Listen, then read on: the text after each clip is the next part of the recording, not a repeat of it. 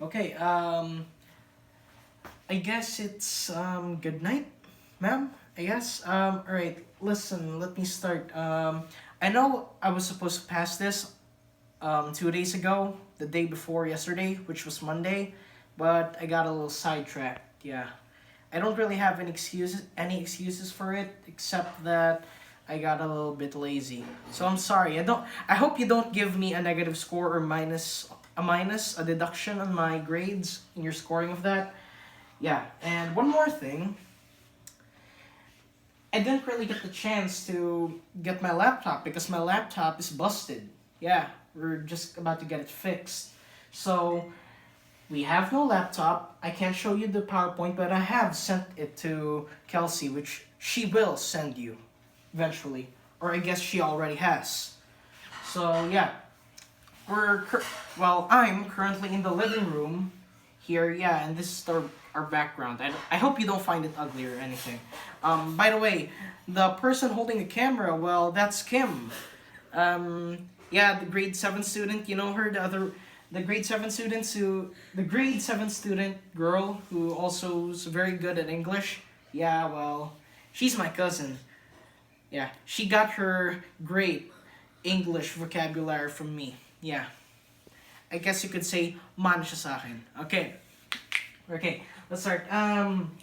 So I'm about to report to you, um, the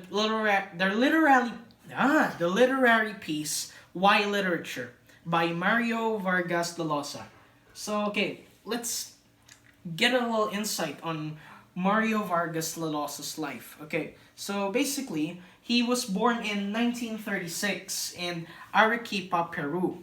Okay, it was it is still the second largest city in Peru. Okay, and for most of his childhood, he had believed that his father had died.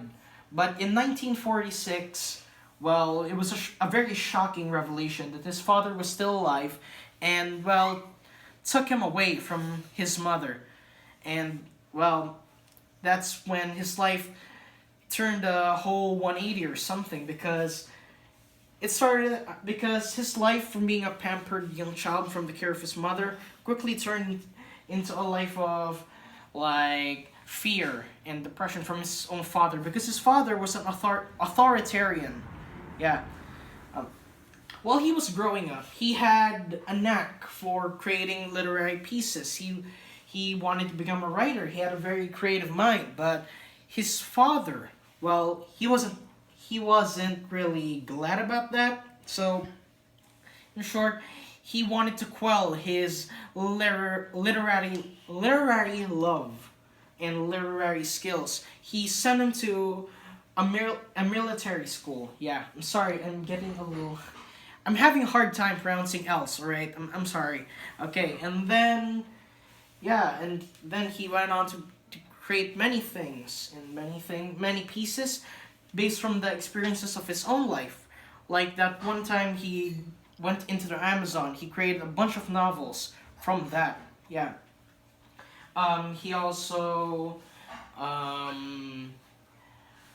do we say this?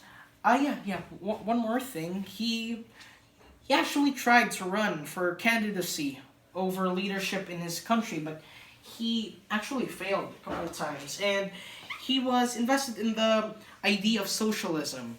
But after spending some time with Fidel Castro, he suddenly found that most socialist countries or leaderships, they always, well, not really always, but they most likely turn into dictatorships where people have no power at all. That's why I think his mindset, his beliefs, they switch from socialism to democracy. Yeah, and all that. So nowadays, well, actually, he won a Nobel Prize for literature. Yeah, for one of his books, novels, pieces. Yeah, and nowadays he lives in Madrid, which is the capital of Spain, and he also has three children. Okay, so I know this is unorthodox and all, but I'm just gonna briefly summarize. I mean, like Why literature? His piece, his book, his novel, whatever it is called. I'm sorry. Well, it's 9 pages long, and I'm sorry, but I just can't cramp that all. So I guess I'm just summarizing it in a few sentences. I hope you don't really get mad about that, but you see where I'm coming from. Okay, so basically, in a part of that piece, Why Literature, he explains that, well, he explains the things all about why literature is, why it's important to the human race, why it's important for the development and the sustenance of the society in which we inhabit, or any other society for that matter. Okay, and then, well, he clearly goes into detail about words that are too deep or too high for me to understand, but most I do understand.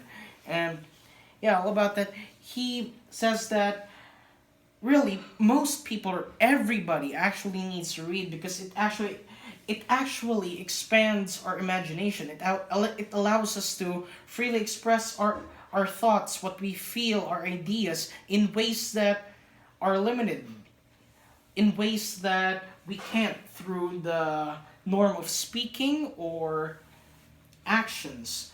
Yeah, it was actually said by P.T. Barnum. Literature is one of the most interesting ways of human expression. I don't think if that those were the exact words because I don't really remember. You may remember that was the project I passed to you as the one with the one where we had to attach it to a 1/8 illustration board. Yeah, and I think you posted that on the pillars of the grade 7 hallway. I think you saw that, right? The one with the blue, yellow, and red. Yeah, the one from P.T. Barnum. Yeah, that guy was good. All right. Yeah. So from basics, yeah, I've already covered the wide literature in a very short amount of words. Not really very short, but still, it was very, very summarized, and I'm very sorry about that.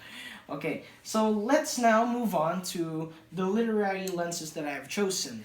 They actually consist of three. Yeah. Okay.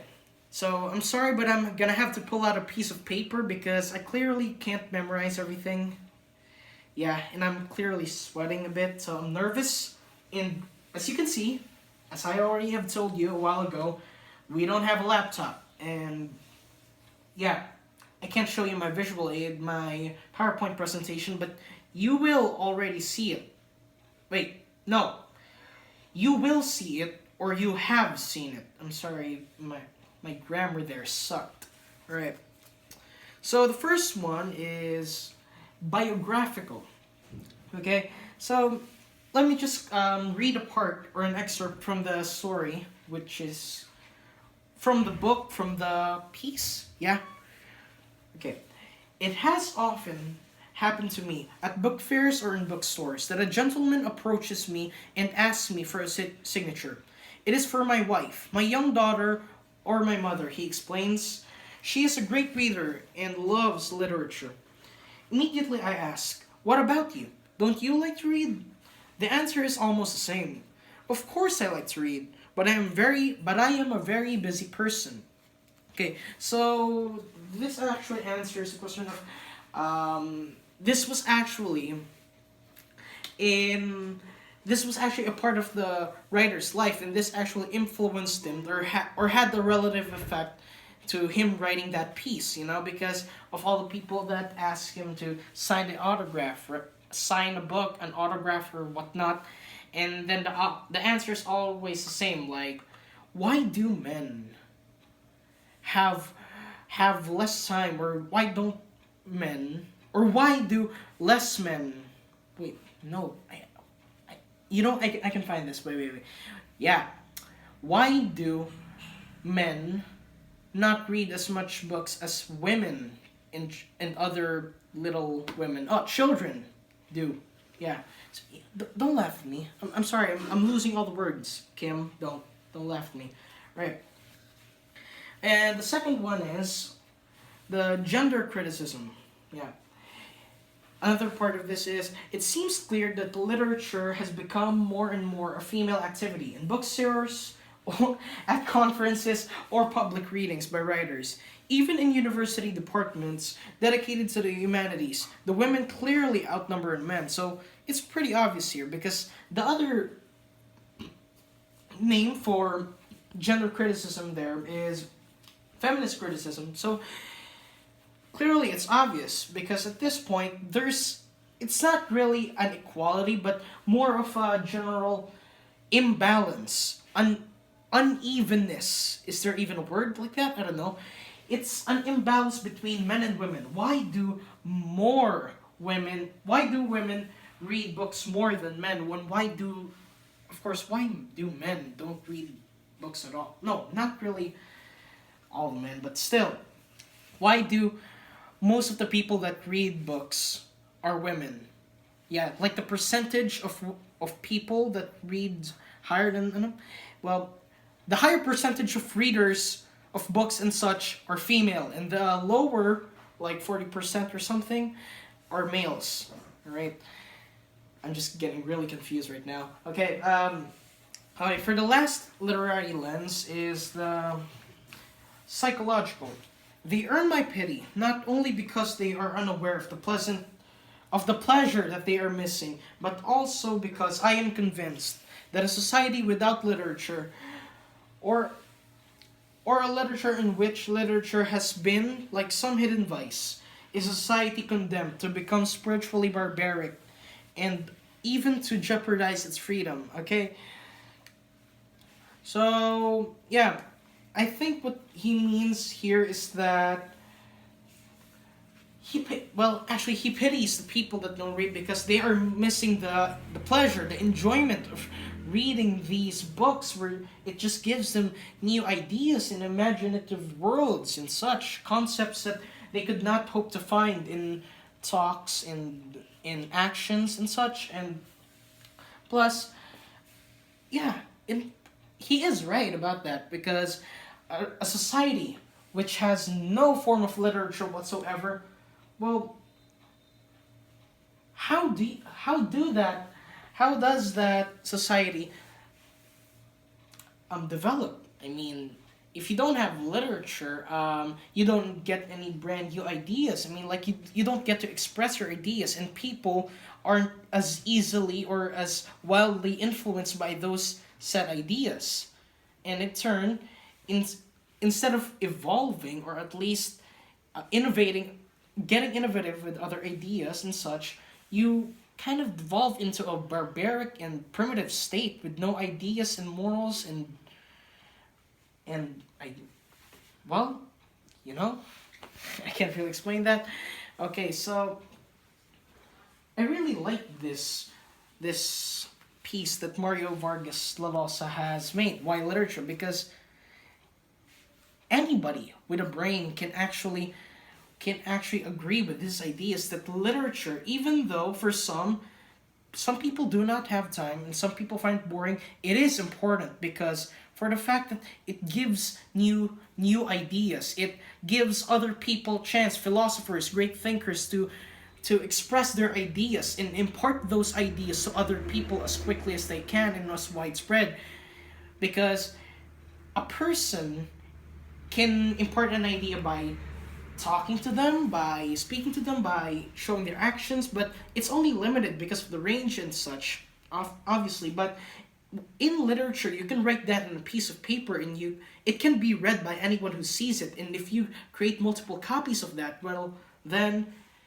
more and more people will be able to see and behold what you have written and the new ideas. And those new ideas, well, they can expand upon them, or even, well, in most cases, they inspire them to create new ideas of their own, which are beneficial and can be essential to the evolution, to the prosperity, to the development of the human race of society. Yeah, and really, in one of the parts that he said in Why Literature, he said that, well, it's not actual reading. literature and such, it's not actually a luxury for those who have time, because you can make up time. You can create. You can manage your time. You can like preserve some time. Yeah, like let's say 30 minutes is good enough. I'll say 30 minutes for this day to read and such. So basically, work and other stuff and being a busy person, he says it's not an excuse. You can find other ways and you can manage your time well enough to find time and well space for reading stuff. And it has changed my mind about reading. I used to think that reading's boring and such, but he has given me a few ideas, and yeah, his ideas have kind of stuck to me because they're very important. Okay, so I guess this wraps it up. I don't think there's any other parts. Yeah. Once again, I'm sorry because I know this is really weird, and this should get a deduction, but please don't. I like my grades high. Please, please don't give it a deduction, minus points, or any of that, please. I'm trying really hard, and I know this is weird and all, but please find it in your heart to give me a little bit of a high score. Yeah, thank you. And also, I'd like to end this. Forgot I don't have a watch. You know what? I'll end this now because my cousin, Kim, she's actually getting tired of holding the camera. Ma'am, that is all. I bid you farewell, a good night, and thank you very much for watching this video.